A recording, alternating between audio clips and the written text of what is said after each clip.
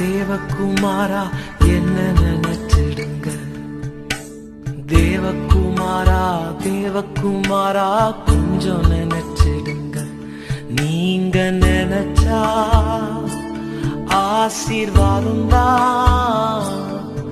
என்ன மறந்தா எங்கே போவேன்னா, நீங்க நினைச்சா ஆசீர்வாதம் தான்.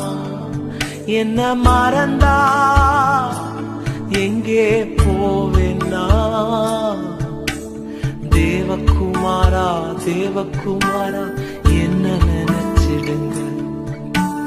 தேவகுமாரா தேவகுமாரா கொஞ்சம் நினைச்சிடுங்க.